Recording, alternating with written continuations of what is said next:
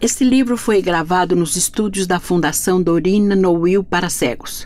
Nome do livro: Papéis Avulsos. Autor: Machado de Assis. Lido por Rosa de Carvalho Costa e Silva no mês de agosto de 2013. O Espelho. Esboço de uma nova teoria da alma humana. 4 ou 5 cavalheiros debatiam uma noite várias questões de alta transcendência, sem que a disparidade dos votos trouxesse a menor alteração aos espíritos. A casa ficava no Morro de Santa Teresa, a sala era pequena, alumiada a velas, cuja luz fundia-se misteriosamente com o luar que vinha de fora. Entre a cidade com as suas agitações e aventuras e o céu em que as estrelas pestanejavam através de uma atmosfera límpida e sossegada, estavam os nossos 4 ou 5 investigadores de coisas metafísicas, resolvendo amigavelmente os mais árduos problemas do universo. Por que 4 ou 5? Rigorosamente, eram 4 os que falavam. Mas além deles havia na sala um 5º personagem calado, pensando, cochilando, cuja espórtula no debate não passava de um ou outro resmungo de aprovação. Esse homem tinha a mesma idade dos companheiros, entre 40 e 50 anos. Era provinciano, capitalista, inteligente, não sem instrução e, ao que parece, astuto e cáustico. Não discutia nunca e defendia-se da abstenção com um paradoxo, dizendo que a discussão era a forma polida do instinto batalhador que faz no homem como uma herança bestial, e acrescentava que os serafins e os querubins não controvertiam nada e, aliás, eram a perfeição espiritual e eterna. Como desse esta mesma resposta naquela noite, contestou-lhe um dos presentes e desafiou-o a demonstrar o que dizia, se era capaz. Jacobina, assim chamava ele, refletiu um instante e respondeu: pensando bem, talvez o senhor tenha razão. Vai senão quando, no meio da noite, sucedeu que este casmurro usou da palavra e não 2 ou 3 minutos, mas 30 ou 40. A conversa em seus meandros veio a cair na natureza da alma, ponto que dividiu radicalmente os 4 amigos. Cada cabeça, cada sentença. Não só o acordo, mas a mesma discussão tornou-se difícil, se não impossível, pela multiplicidade de questões que se deduziram do tronco principal. E um pouco, talvez pela inconsistência dos pareceres. Um dos argumentadores pediu ao Jacobina alguma opinião, uma conjectura, ao menos. Nem conjectura, nem opinião, redarguiu ele. Uma ou outra pode dar lugar a dissentimentos. E, como sabem, eu não discuto. Mas se querem ouvir-me calados, posso contar-lhes um caso de minha vida em que ressalta a mais clara demonstração acerca da matéria de que se trata. Em primeiro lugar, não há uma só alma. Há 2. 2? Nada menos de 2 almas. Cada criatura humana traz 2 almas consigo. Uma que olha de dentro para fora, outra que olha de fora para dentro. Espantem-se à vontade, podem ficar de boca aberta, dar de ombros, tudo. Não admito réplica. Se me replicarem, acabo o charuto e vou dormir. A alma exterior pode ser um espírito, um fluido, um homem, muitos homens, um objeto, uma operação. Há casos, por exemplo, em que um simples botão de camisa é a alma exterior de uma pessoa. E assim também a polca, o voltarete, um livro, uma máquina, um par de botas, uma cavatina, um tambor, etc. Está claro que o ofício dessa segunda alma é transmitir a vida como a primeira. As 2 completam o homem, que é, metafisicamente falando, uma laranja. Quem perde uma das metades, perde naturalmente metade da existência. E casos há, não raros, em que a perda da alma exterior implica a da existência inteira. Shylock. Nota: personagem da comédia de Shakespeare, O Mercador de Veneza. Nota do editor. Por exemplo, a alma exterior daquele judeu eram os seus ducados. Perdê-los equivalia a morrer. Nunca mais verei o meu ouro, diz ele a Tubal. É um punhal que me enterras no coração. Vejam bem esta frase. A perda dos ducados, alma exterior, era a morte para ele. Agora, é preciso saber que a alma exterior não é sempre a mesma. Não, não, não, senhor. Muda de natureza e de estado. Não aludo a certas almas absorventes, como a pátria com a qual disse a Camões que morria, e o poder, que foi a alma exterior de César e de Cromwell.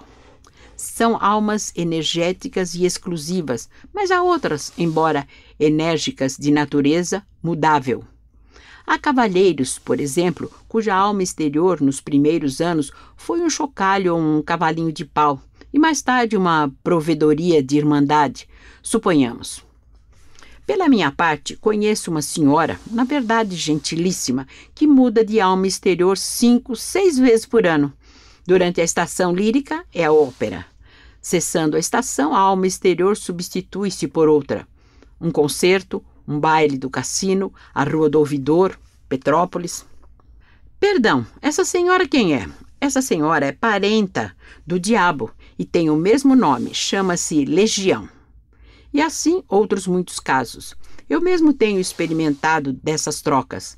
Não as relato, porque iria longe e restrinjo-me ao episódio de que lhes falei. Um episódio dos meus 25 anos. Os 4 companheiros, ansiosos de ouvir o caso prometido, esqueceram a controvérsia. Santa curiosidade, tu não és só a alma da civilização, és também o pomo da concórdia, fruta divina de outro sabor que não aquele pomo da mitologia. A sala, até há pouco ruidosa de física e metafísica, é agora um mar morto. Todos os olhos estão no Jacobina, que conserta a ponta do charuto, recolhendo as memórias. Eis aqui como ele começou a narração. Tinha 25 anos, era pobre e acabava de ser nomeado alferes da Guarda Nacional. Não imaginam o acontecimento que isso foi em nossa casa. Minha mãe ficou tão orgulhosa, tão contente, chamava-me o seu alferes. Primos e tios, foi tudo uma alegria sincera e pura. Na vila, note-se bem, houve alguns despeitados. Choro e ranger de dentes, como na escritura. E o motivo não foi outro senão que o posto tinha muitos candidatos e que esses perderam. Suponho também que uma parte do desgosto foi inteiramente gratuita, nasceu da simples distinção. Lembra-me de alguns rapazes que se davam comigo e passaram a olhar-me de revés. Durante algum tempo, em compensação, tive muitas pessoas que ficaram satisfeitas com a nomeação. E a prova é que todo o fardamento me foi dado por amigos.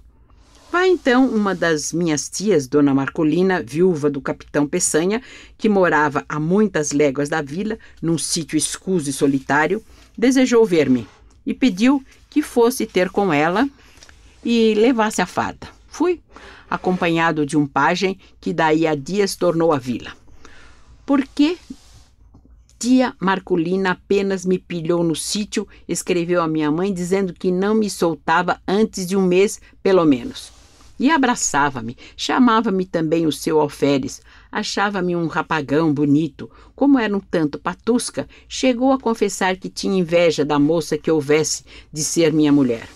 Jurava que em toda a província não havia outro que me pusesse o pé adiante. E sempre alferes, era alferes para cá, alferes para lá, alferes a toda hora. Eu pedia-lhe que me chamasse Joãozinho como dantes, e ela abanava a cabeça bradando que não, que era o senhor alferes. Um cunhado dela, irmão do finado Peçanha, que ali morava, não me chamava de outra maneira. Era o senhor alferes, não por gracejo, mas a sério, e à vista dos escravos que naturalmente foram pelo mesmo caminho. Na mesa tinha eu o melhor lugar e era o primeiro servido. Não imaginam.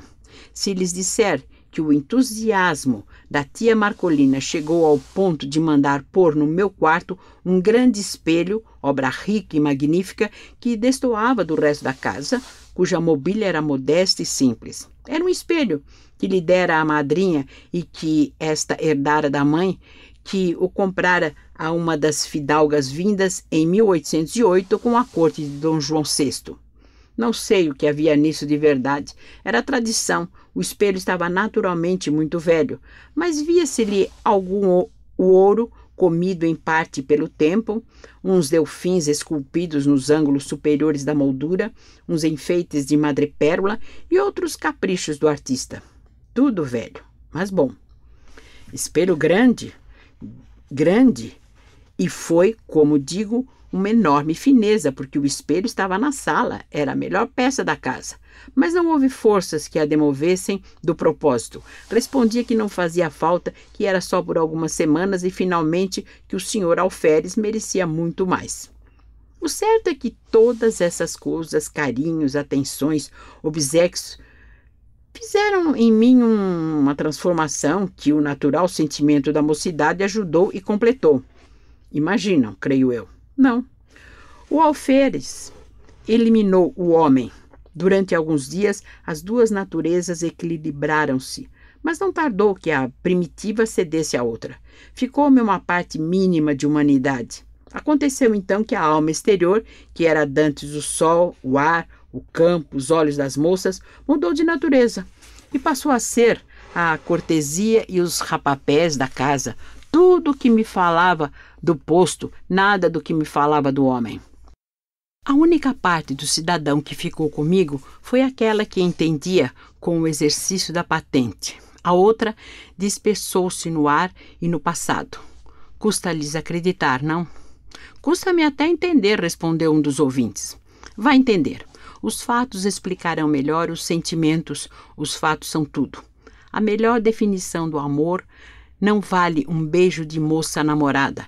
E se bem me lembro, um filósofo antigo demonstrou o movimento andando. Vamos aos fatos. Vamos ver como, ao tempo em que a consciência do homem se obliterava, a do alferes tornava-se viva e intensa. As dores humanas, as alegrias humanas se eram só isso. Mal obtinham de mim uma compaixão apática ou um sorriso de favor. No fim de 3 semanas era outro, totalmente outro. Era exclusivamente alferes. Ora, um dia recebeu a tia Marcolina uma notícia grave. Uma de suas filhas, casada com um lavrador residente dali a 5 léguas, estava mal e à morte. Adeus, sobrinho. Adeus, alferes.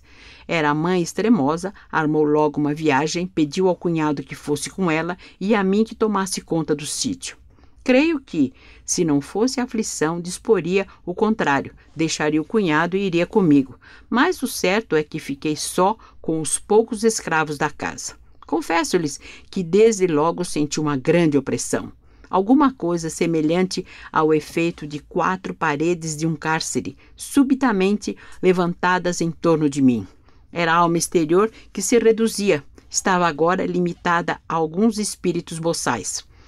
O alferes continuava a dominar em mim, embora a vida fosse menos intensa e a consciência mais débil. Os escravos punham uma nota de humildade nas suas cortesias que, de certa maneira, compensava a afeição dos parentes e a intimidade doméstica interrompida. Notei mesmo, naquela noite, que eles redobravam de respeito, de alegria, de protestos. Nhô alferes, de minuto a minuto. Nhô alferes é muito bonito. Nhô alferes há de ser coronel. Nhô alferes há de casar com moça bonita, filha de general. Um concerto de louvores e profecias que me deixou estático. Ah, pérfidos! Mal podia eu suspeitar a intenção secreta dos malvados. Matá-lo? Antes assim fosse. Coisa pior? Ouça-me. Na manhã seguinte achei-me só. Os velhacos, seduzidos por outros ou de movimento próprio, tinham resolvido fugir durante a noite. E assim fizeram. Achei-me só, sem mais ninguém, entre 4 paredes, diante do terreno deserto e da roça abandonada. Nenhum fôlego humano. Corri a casa toda, a senzala, tudo, nada, ninguém. Um molequinho que fosse, galos e galinhas tão somente, um par de mulas que filosofavam a vida, sacudindo as moscas e 3 bois. Os mesmos cães foram levados pelos escravos. Nenhum ente humano. Parece-lhes que isto era melhor do que ter morrido? Era pior, não por medo. Juro-lhes que não tinha medo, era um pouco atrevidinho, tanto que não senti nada durante as primeiras horas. Fiquei triste por causa do dano causado à tia Marcolina. Fiquei também um pouco perplexo, não sabendo se devia ir ter com ela para lhe dar a triste notícia ou ficar tomando conta da casa. Adotei o segundo alvitre, para não desamparar a casa e porque, se a minha prima enferma estava mal, eu ia somente aumentar a dor da mãe, sem remédio nenhum.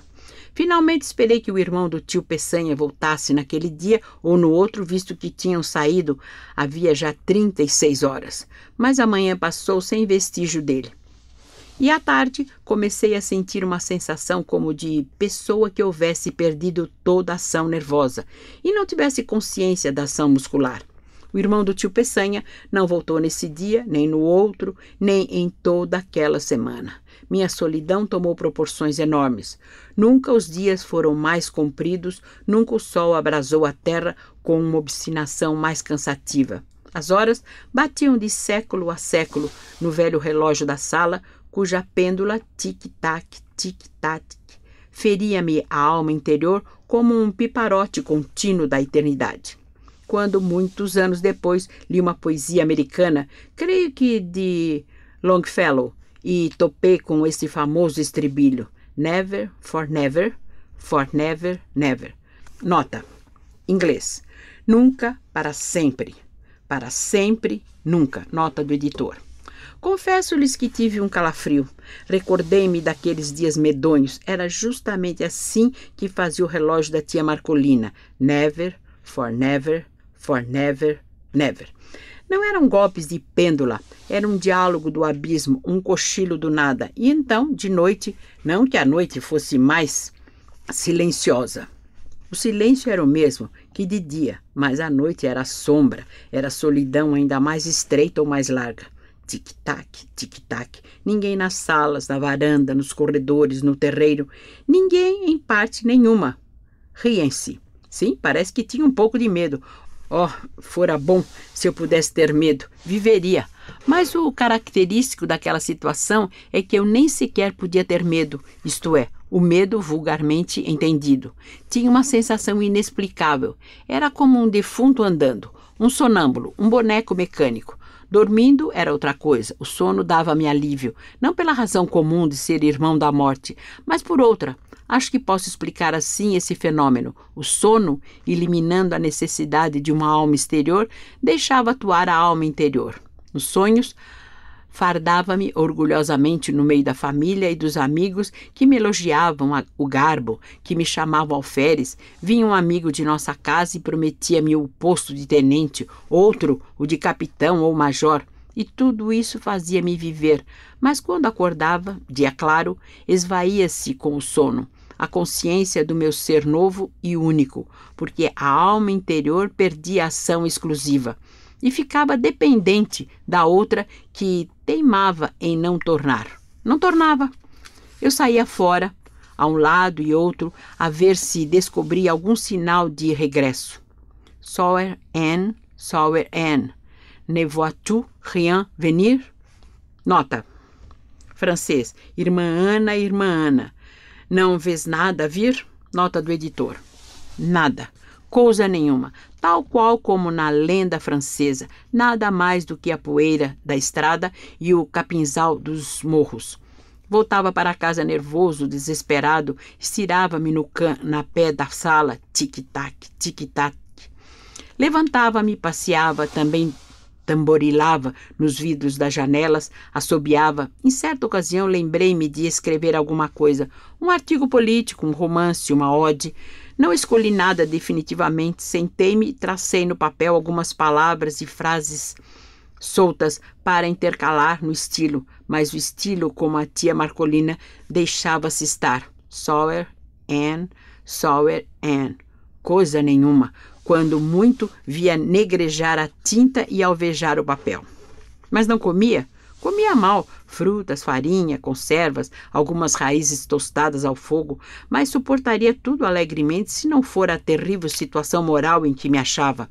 Recitava versos, discursos, trechos latinos, liras de Gonzaga, oitavas de Camões, décimas, uma antologia em 30 volumes. Às vezes fazia ginástica, outras dava beliscões nas pernas, mas o efeito era só uma sensação física de dor ou de cansaço. E mais nada. Tudo silêncio, um silêncio vasto, enorme, infinito, apenas sublinhado pelo eterno tic-tac da pêndula. Tic-tac, tic-tac. Na verdade, era de enlouquecer. Vão ouvir coisa pior. Convém dizer-lhes que, desde que ficara só, não olhara uma só vez para o espelho. Não era abstenção deliberada, não tinha motivo, era um impulso inconsciente, um receio de achar-me um e dois ao mesmo tempo naquela casa solitária. E se tal explicação é verdadeira, nada prova melhor a contradição humana, porque no fim de 8 dias deu-me na veneta olhar para o espelho com o fim justamente de achar-me dois. Olhei e recuei. O próprio vidro parecia conjurado com o resto do universo. Não me estampou a figura nítida e inteira, mas vaga, esfumaçada, difusa, sombra de sombra. A realidade das leis físicas não permite negar que o espelho reproduziu-me textualmente com os mesmos contornos e feições. Assim devia ter sido, mas tal não foi a minha sensação. Então tive medo. Atribuí o fenômeno à excitação nervosa em que andava. Receei ficar mais tempo e enlouquecer. Vou-me embora, disse comigo, e levantei o braço com um gesto de mau humor.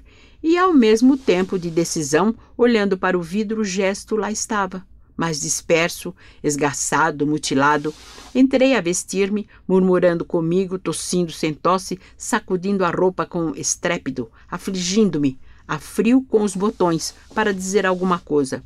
De quando em quando, olhava furtivamente para o espelho, a imagem era a mesma difusão de linhas, a mesma decomposição de contornos. Continuei a vestir-me, subitamente por uma inspiração inexplicável, por um impulso sem cálculo, lembrou-me, se forem capazes de adivinhar, qual foi a minha ideia. Diga! Estava a olhar para o vidro com uma persistência de desesperado, contemplando as próprias feições derramadas e inacabadas, uma nuvem de linhas soltas, informes, quando tive o pensamento. Não são capazes de adivinhar. Mas diga, diga!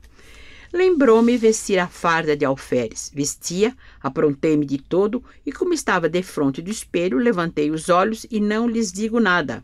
O vidro reproduziu então a figura integral. Nenhuma linha de menos, nenhum contorno diverso. Era eu mesmo, o alferes, que achava enfim a alma exterior. Essa alma ausente, com a dona do sítio, desperta e fugida com os escravos. Ele a recolhida no espelho. Imaginai um homem que pouco a pouco emerge de um letargo, abre os olhos sem ver, depois começa a ver, distingue as pessoas dos objetos, mas não conhece individualmente uns nem outros. Enfim, sabe que este é fulano, aquele é cicrano. Aqui está uma cadeira, ali um sofá. Tudo volta ao que era antes do sono. Assim foi comigo. Olhava para o espelho, ia de um lado para o outro, recuava, gesticulava, sorria e o vidro exprimia tudo. Não era mais um autômato, era um ente animado. Daí em diante fui outro. Cada dia, a uma certa hora, vestia-me de alferes e sentava-me diante do espelho, lendo, olhando, meditando. No fim de 2, 3 horas, despia-me outra vez. Com esse regime, pude atravessar mais 6 dias de solidão sem o sentir.